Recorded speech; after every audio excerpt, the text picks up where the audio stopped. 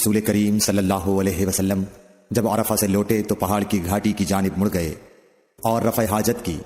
اسامہ کہتے ہیں کہ پھر آپ نے وضو کیا اور میں آپ صلی اللہ علیہ وسلم کے اعضاء پر پانی ڈالنے لگا اور آپ وضو فرماتے رہے۔ میں نے کہا یا رسول اللہ آپ اب نماز پڑھیں گے؟ آپ نے فرمایا نماز کا مقام تمہارے سامنے یعنی مزدلفہ میں ہے، وہاں نماز پڑھی جائے گی۔ مغیرہ بن شعبہ رضی اللہ عنہ ایک سفر میں رسول کریم صلی اللہ علیہ وسلم کے ساتھ تھے، وہاں آپ رفع حاجت کے لیے تشریف لے گئے۔ جب آپ واپس آئے آپ نے وضو شروع کیا تو مغیرہ بن شعبہ آپ کے اعضائے وضو پر پانی ڈالنے لگے۔ آپ صلی اللہ علیہ وسلم وضو کر رہے تھے، آپ نے اپنے منہ اور ہاتھوں کو دھویا، سر کا مسح کیا اور موزوں پر مسح کیا۔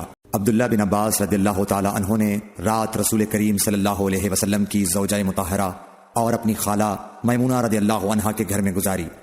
وہ فرماتے ہیں کہ میں تکیے کے عرض یعنی گوشے کی طرف لیٹ گیا اور رسول کریم صلی اللہ علیہ وسلم اور آپ کی اہلیہ نے معمول کے مطابق تکیے کی لمبائی پر سر رکھ کر آرام فرمایا۔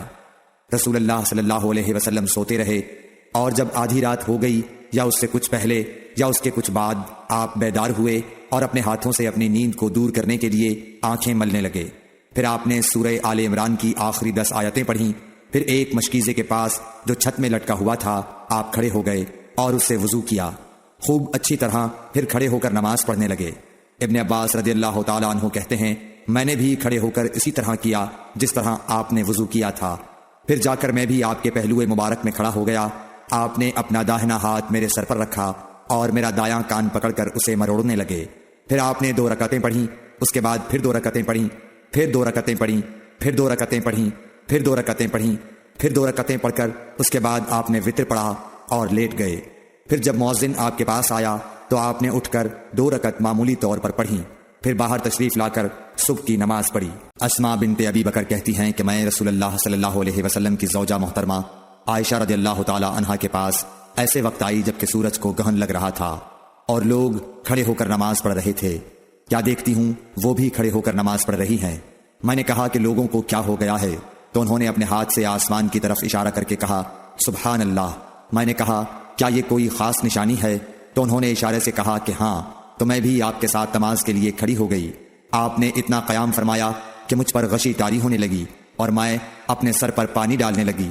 جب رسول اللہ صلی اللہ علیہ وسلم نماز سے فارغ ہوئے تو آپ نے اللہ کی حمد و ثنا بیان کی اور فرمایا آج کوئی چیز ایسی نہیں رہی جس کو میں نے اپنی اس جگہ نہ دیکھ لیا ہو، حتیٰ کہ جنت اور دوزخ کو بھی دیکھ لیا۔ اور مجھ پر یہ وحی کی گئی ہے کہ تم لوگوں کو قبروں میں آزمایا جائے گا، دجال جیسی آزمائش یا اس کے قریب قریب۔ راوی کا بیان ہے کہ میں نہیں جانتی کہ اسماء نے کون سا لفظ کہا۔ تم میں سے ہر ایک کے پاس اللہ کے فرشتے بھیجے جائیں گے اور اس سے کہا جائے گا کہ تمہارا اس شخص یعنی محمد صلی اللہ علیہ وسلم کے بارے میں کیا خیال ہے۔ پھر اسماء نے لفظ ایماندار کہا یا یقین رکھنے والا کہا، مجھے یاد نہیں۔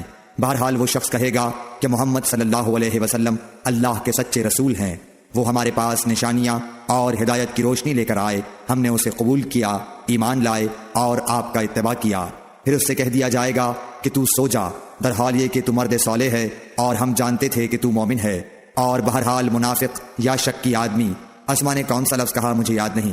جب اس سے پوچھا جائے گا کہے گا کہ میں کچھ نہیں جانتا، میں نے لوگوں کو جو کہتے سنا وہی میں نے بھی کہہ دیا۔ ایک آدمی نے عبداللہ بن زید رضی اللہ تعالی عنہ جو عمرو بن یحییٰ کے دادا ہیں سے پوچھا کہ کیا آپ مجھے دکھا سکتے ہیں کہ رسول اللہ صلی اللہ علیہ وسلم نے کس طرح وضو کیا ہے؟ عبداللہ بن زید رضی اللہ تعالی عنہ نے کہا کہ ہاں۔ پھر انہوں نے پانی کا برتن منگوایا، پہلے پانی اپنے ہاتھوں پر ڈالا اور 2 مرتبہ ہاتھ دھوئے، پھر 3 مرتبہ کلی کی، 3 بار ناک صاف کی، پھر 3 دفعہ اپنا چہرہ دھویا، پھر کوہنیوں تک اپنے دونوں ہاتھ 2 مرتبہ دھوئے، پھر اپنے دونوں ہاتھوں سے اپنے سر کا مسح کیا۔ اس طور پر اپنے ہاتھ پہلے آگے لائے پھر پیچھے لے گئے، مسح سر کے ابتدائی حصے سے شروع کیا، پھر دونوں ہاتھ گدی تک لے جا کر وہیں واپس لائے جہاں سے مسح شروع کیا تھا، پھر اپنے پیر دھوئے۔